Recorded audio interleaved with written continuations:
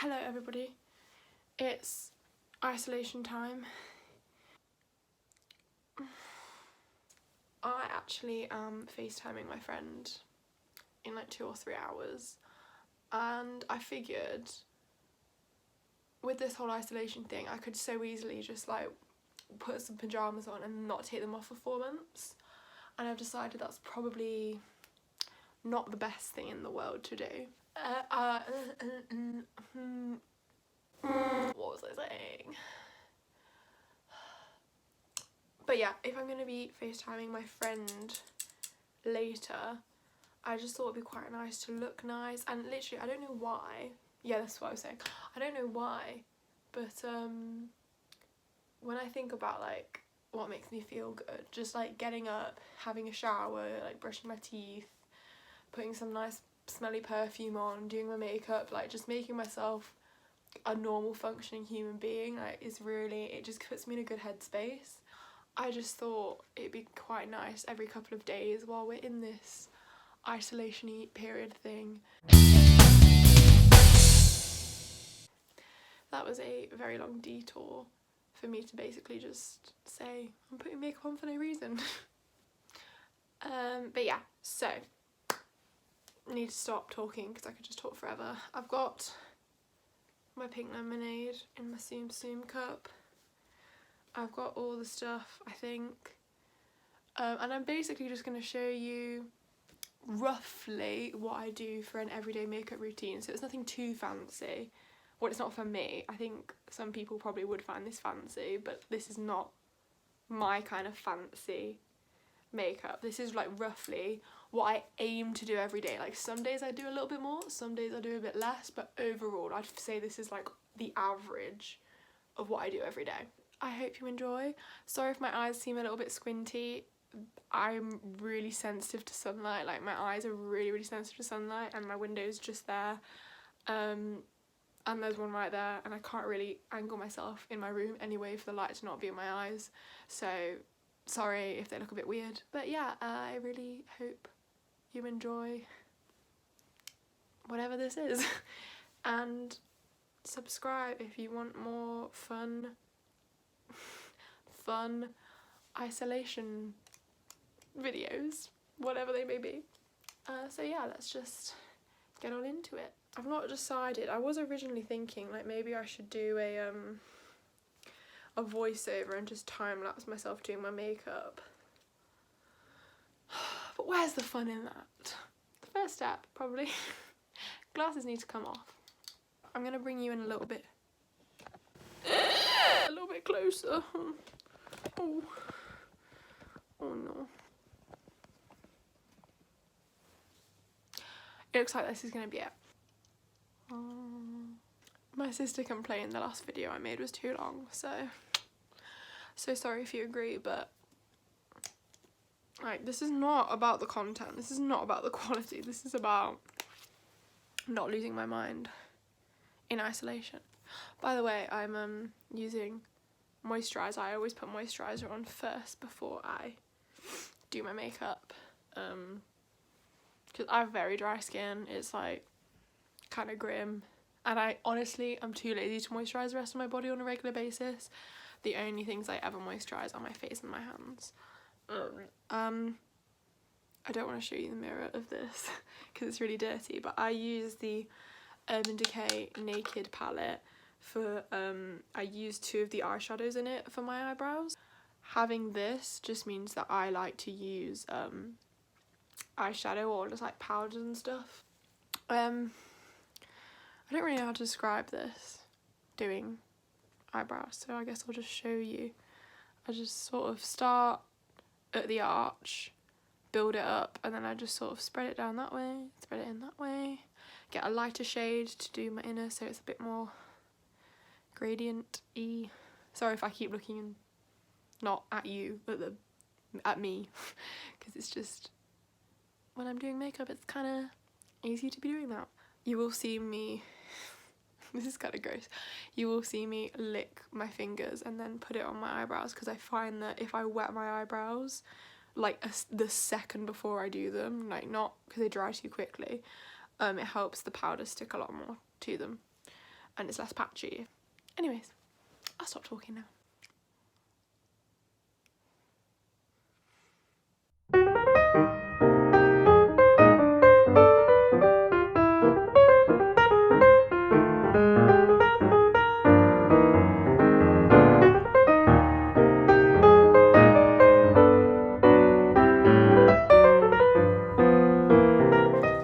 Then I get this very old Kat Von D foundation that I've literally had for like over a year now. That I don't use as my foundation anymore because I've had it over a year and there's barely any left. Oh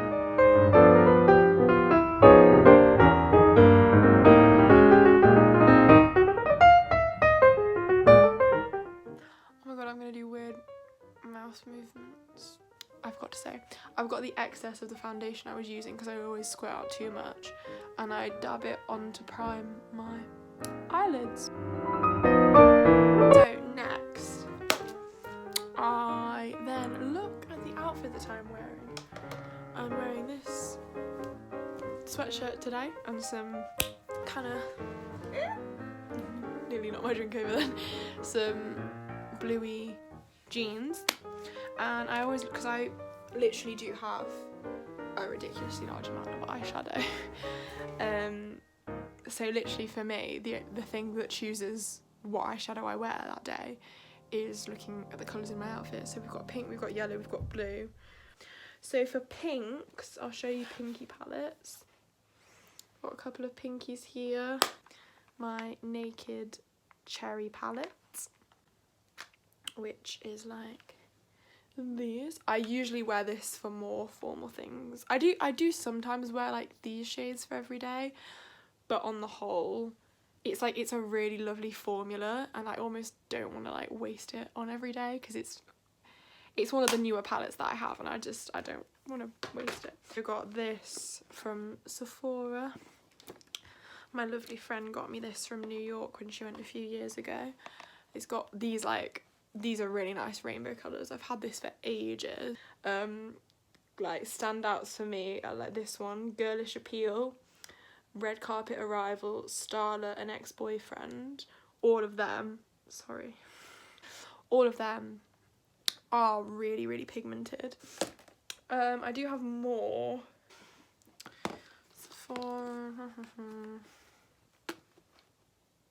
I'll use a bit of this, but I've also got a teeny tiny thingy from Sephora when I went to LA a couple years ago.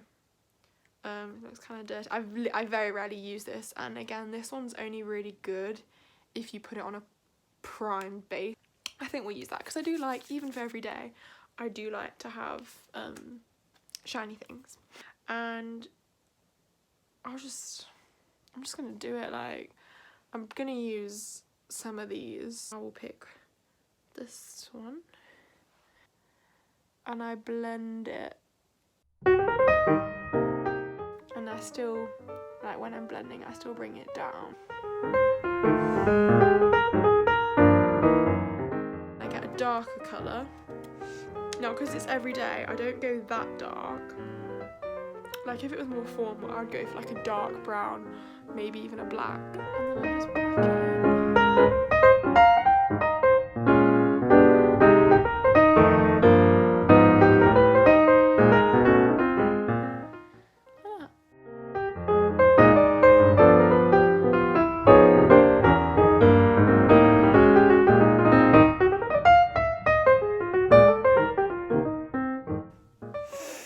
Anyways, so that's that.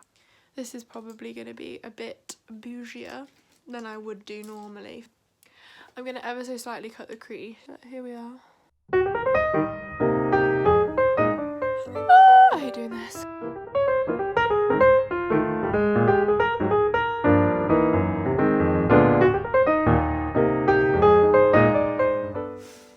As always, I have done this and it's not particularly even. It can do what it wants. Couldn't open it. If you couldn't tell, I couldn't open it.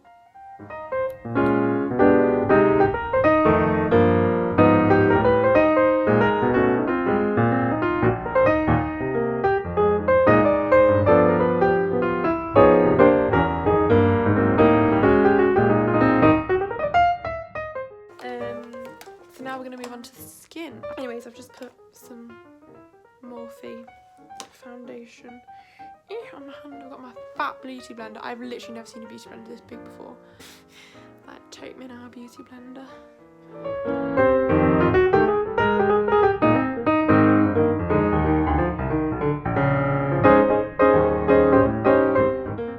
Also, this is a thing that I didn't used to do every day, but I do a bit more now, purely because, like, I'm a very pale person.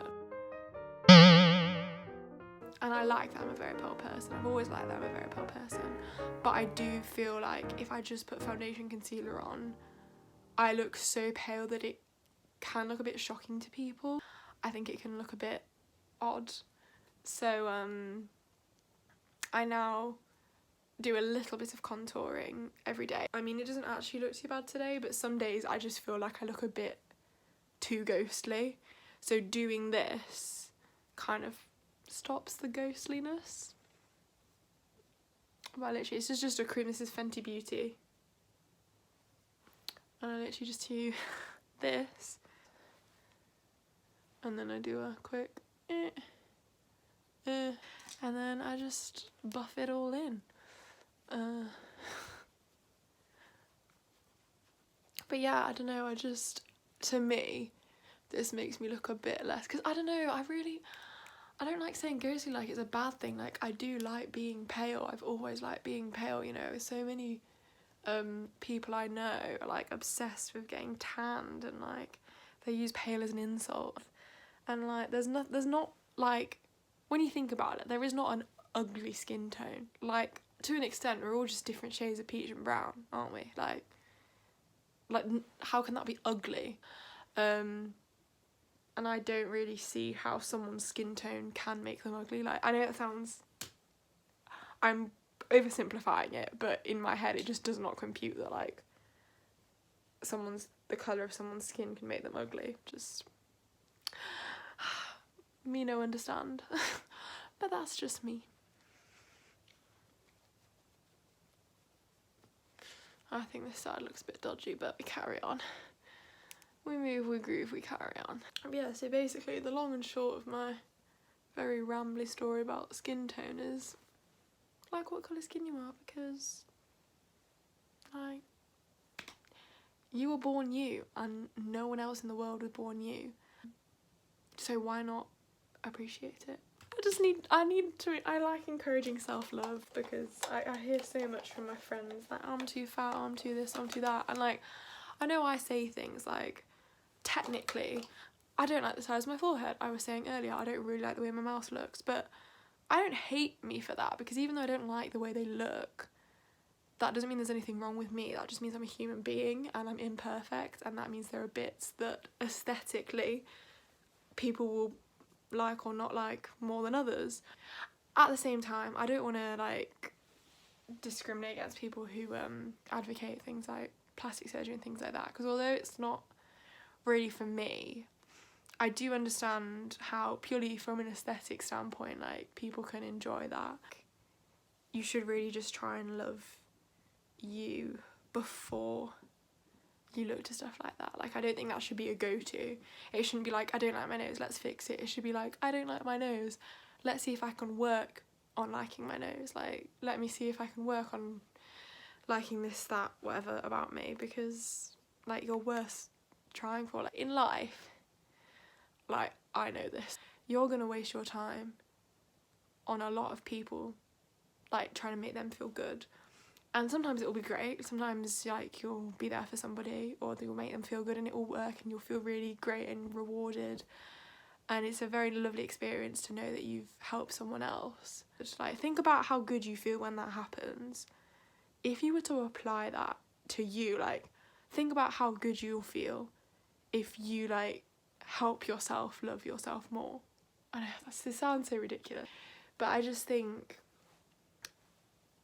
there are going to be a lot of people in life that you do kind things for, or that you put effort into making feel good, who won't feel good, because like sometimes that's not your fault, sometimes it's not their fault. Like, there are many reasons why that can happen, but ultimately in life, I think the first person you should try and help and be there for is yourself.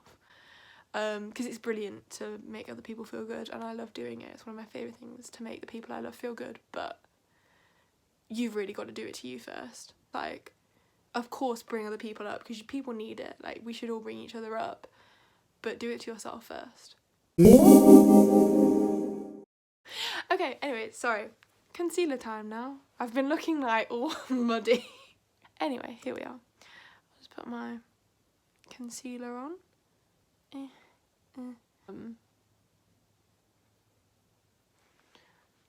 It's the drag queen fan within me that says, like, don't blend that out. Just leave it as like a harsh line.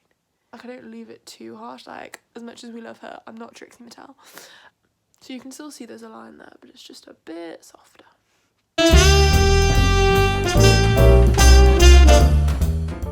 I sometimes do for the bags under my eyes. If I'm going out somewhere and I'm not wearing my glasses, and I remember because I often forget to do this, I'll colour correct like the bags under my eyes with like a little bit of like an orange or a brown, just because they're a bit purpley. Because the purple doesn't look great. And I remember when I was younger at school, back when I wore no makeup at all, people would be like, why are you wearing purple eyeshadow to school? I literally had that from people. Like, I can think of specific people who would be like, why are you wearing purple eyeshadow? And I'd be like, I'm not. That's just me, sis. Like, some days, maybe we do. Maybe we want to be like, yeah, this is purple eyeshadow right here, because I put that there intentionally. That took way longer than it needed to. Right now, I'm just going to put on my NYX HD setting powder. I have tried baking, but it's not really been for me. It was no matter how much I think I've blended it like away, got rid of the excess, I'll take a photo with Flash and we get like flashback Mary vibes. And I'm just sort of like, you know what, I did try to blend it out. I spent, 20 minutes like and it didn't come out.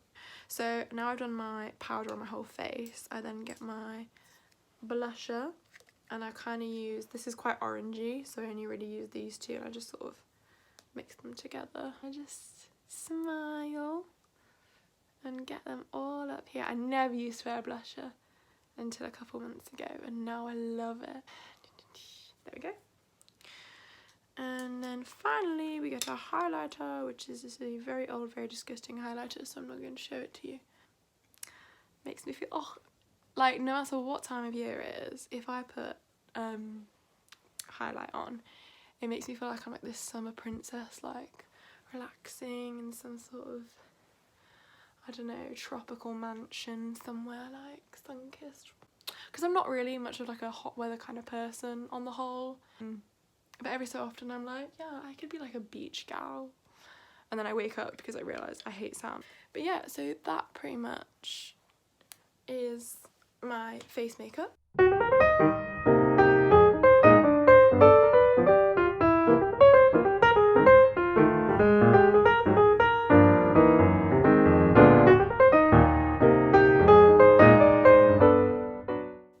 too much on.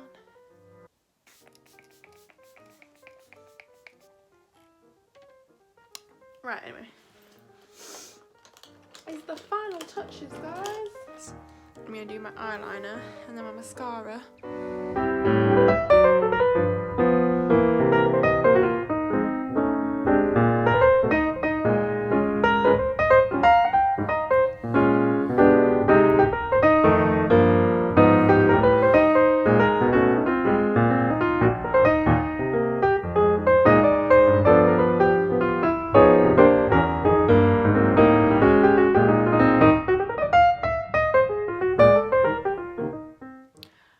Should like get my eyelashes done. Like, my bottom ones are fine because they look kind of cute and small, but the top ones, I don't want them to be cute and small. So that's pretty much done. 90% of the time I don't really put anything on my lips for every day. I'm gonna put a bit of like shiny stuff on now because the rest of me is just glowing. Right. That's that. Oh, let's do it like this. I definitely need to cut my fringe. Right.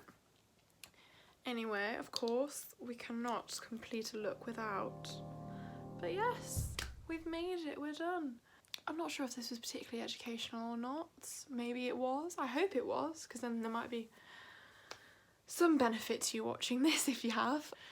But yeah, thank you very much for Thank you very much for watching. I hope you have enjoyed. Thumbs up if you're enjoying like the first steps of my isolation journey, if you like this. I hope you've enjoyed, and I hope to see you soon with a new video. So thank you, bye.